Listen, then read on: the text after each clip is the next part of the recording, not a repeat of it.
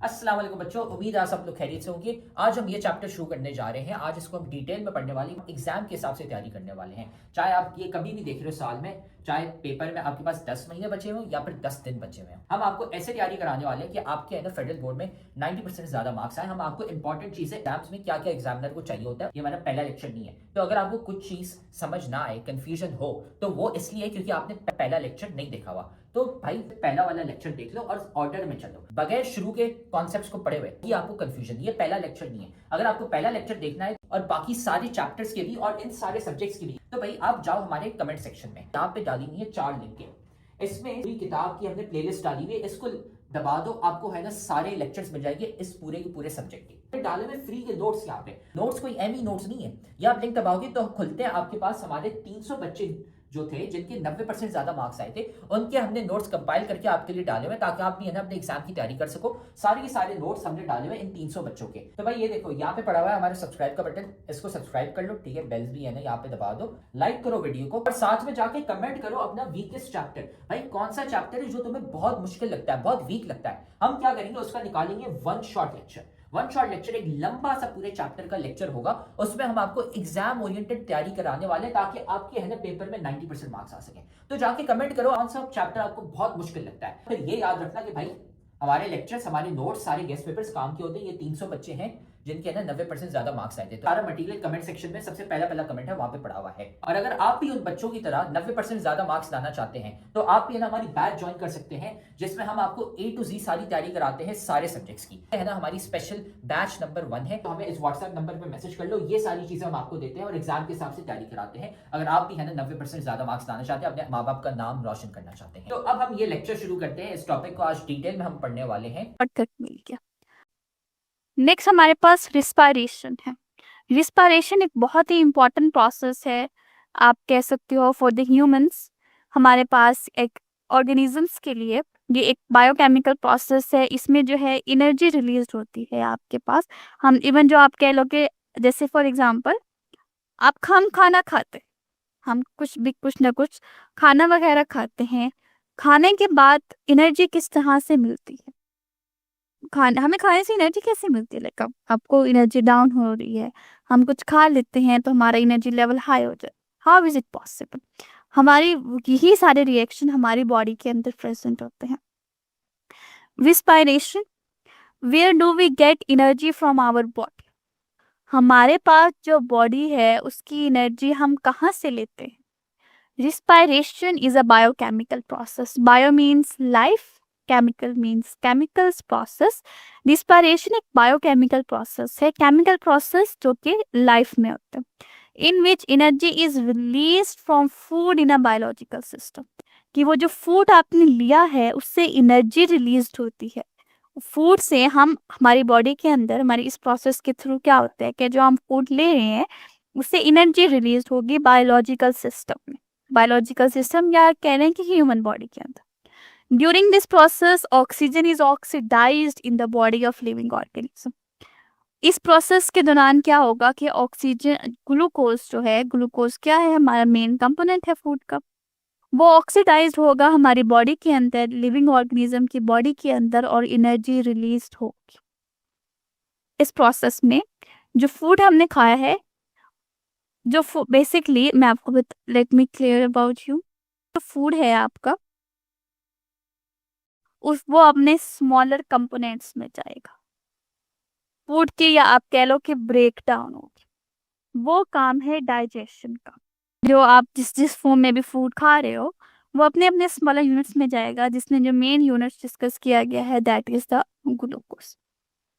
अब वो जो स्मॉलर यूनिट्स है वो आगे यहाँ से हम एनर्जी लेंगे, स्मॉलर यूनिट से आपके पास एनर्जी ली जाएगी, कि हमारे पास वो जो एनर्जी का लेने का प्रोसेस है वो हमारे पास कहलाएगा रिस्पायरेशन। ड्यूरिंग दिस प्रोसेस, इस प्रोसेस के दौरान oxygen is oxidize in a body. हमारी बॉडी में हम क्या करते हैं, और ग्लूकोज को ऑक्सीडाइज करते हैं और एनर्जी रिलीज होती है।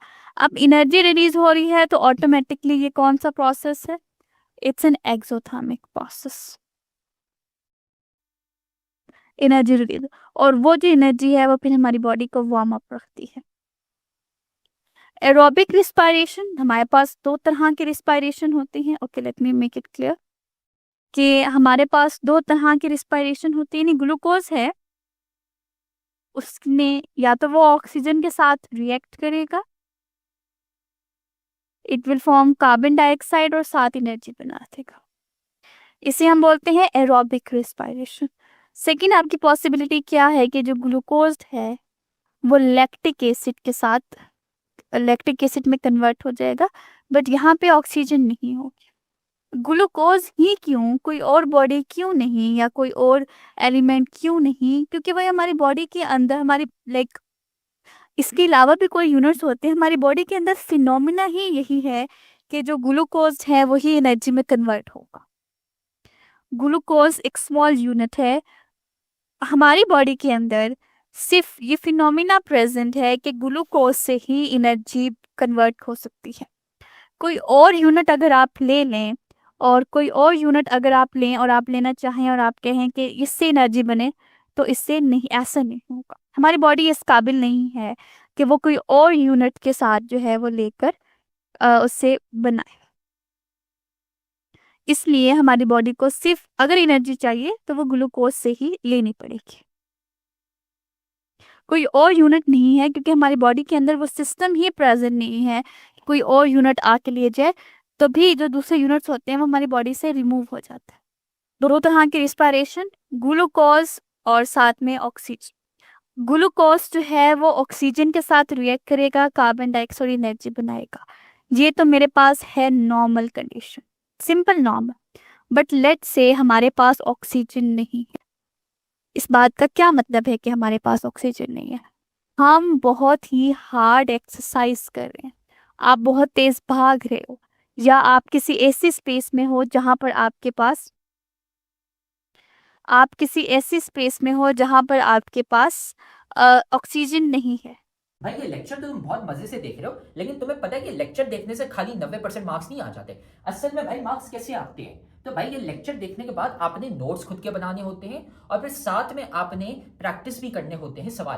भाई ये हमारा फेवरेट कोट है, 90% marks don't come from just hard work, they come from consistency, smart strategy and proper revision.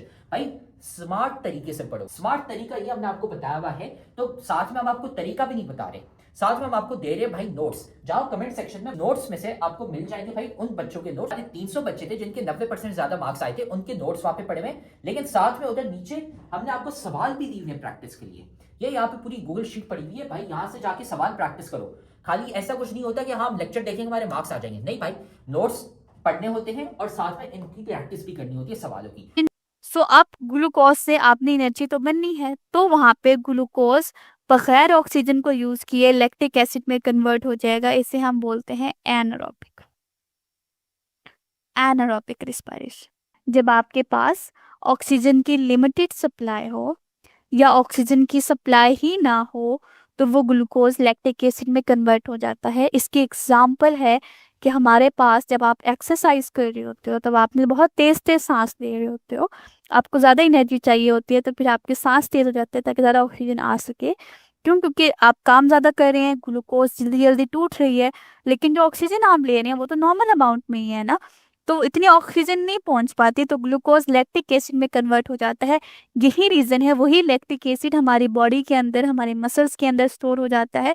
और आपने अक्सर सुना होगा, ये वर्ड यूज होता है कि जब आप एक्सरसाइज करते हो तो आपके हाथ में क्रैम्प्स आते हैं, टांगों और हाथों पे क्रैम्प्स आते हैं. ऐसा लगता है जैसे वहां पे कुछ चीज़ गिल्टी सी बन गई है, कुछ चीज़ वहां पर आके स्टोर हो गई है. आप में से जो एक्सरसाइज करते हैं या जिन्होंने लोगों को देखा है कि वो एक्सरसाइज करते हैं, तो वो उनकी बाजू और हाथों पे नॉर्मल नहीं रहता.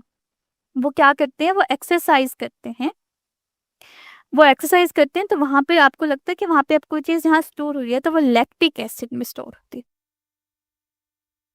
लैक्टिक एसिड में स्टोर हो जाते हैं, और फिर आहिस्ता आहिस्ता जो लैक्टिक एसिड है ना, यानी वो लैक्टिक एसिड में वक्ती तौर पे स्टोर होता है, और फिर वो आगे उसने कार्बन डाइऑक्साइड और एनर्जी ही बनानी होती है.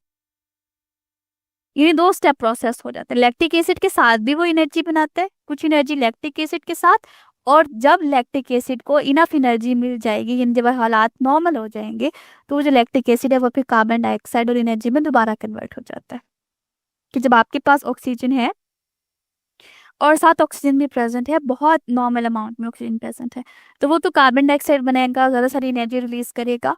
लेकिन अगर आपके पास बहुत ज़्यादा काम कर रही हो या बहुत तेज़ी से काम कर रही हो और ऑक्सीजन इतनी नहीं है, तो ग्लूकोज वक्ती तौर पे लैक्टिक एसिड में कन्वर्ट हो जाएगा, जिसे हम कहते हैं कि हमारे क्रैम्प्स पड़ गए हैं, हमारी फटीग हो गई है, हमारे टांगों और मसल्स में जो हमारे बोसने शोल्डर मसल्स होते हैं, आर्म्स होती हैं, लेग्स होती हैं, वहाँ पे क्रैम्प्स पड़ जाते हैं और फिर आहिस्ता आहिस्ता वो ठीक खुद ही हो जाते हैं। उसकी रीज़न क्या होती है कि जैसे ऑक्सीजन मिल रही होती है तो वो लैक्टिक एसिड खुद ही कन्वर्ट होना शुरू हो जाते हैं कार्बन डाइऑक्साइड और एनर्जी में। यहाँ पर आप देखो, aerobic respiration, the respiration that requires energy to break down glucose or release energy is called respiration. Aerobic respiration में respiration जिन्हें that requires energy, जिसमें ऑक्सीजन की ज़रूरत होती है to break down glucose, कि वो ग्लूकोज को ब्रेक डाउन कर सके, to release energy और एनर्जी को रिलीज कर सके।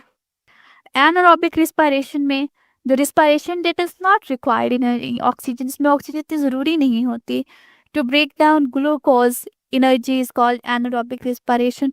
Glucose and then this lactic acid and then energy. Aerobic respiration releases more energy than aerobic respiration. Of course कि जो aerobic respiration है वो ज़्यादा एनर्जी देता है anaerobic से। Lipids are important substance for building of a body, ये glucose की बात होगी। नेक्स्ट हम लिपिड्स की बात करते हैं। लिपिड्स के क्या सोर्स है, जैसे हम ऑयली चीज़ें खाते हैं, फैट्स ऑयल्स होते हैं, वो बेसिकली लिपिड्स होते हैं। Lipids are important substance for building of our animals, for our body. They also act as reserve, reserve का मतलब है संभाल के रखना, storage. They also act reserve energy source, ये हमारे पास रिजर्व एनर्जी सोर्स के तौर पर एक्ट करते हैं। रिजर्व का मतलब होता है कि संभाल के रखते हैं, जैसे ही आपको चाहिए होगी आपको मिल जाएगी। एक और बात कि अगर आपको कहे कि आपको इंस्टेंट एनर्जी चाहिए तो वो कहाँ से मिलेगी, वो ग्लूकोज से मिलेगी। लेकिन अगर आपको इंस्टेंट एनर्जी नहीं चाहिए बल्कि आपको स्टोर की हुई एनर्जी चाहिए तो वो आपको कहाँ से मिलेगी, लिपिड से मिलेगी। Lipids can store very large amount of energy in our body, lipid हमारी बॉडी में बहुत लार्ज अमाउंट ऑफ एनर्जी को स्टोर करता है।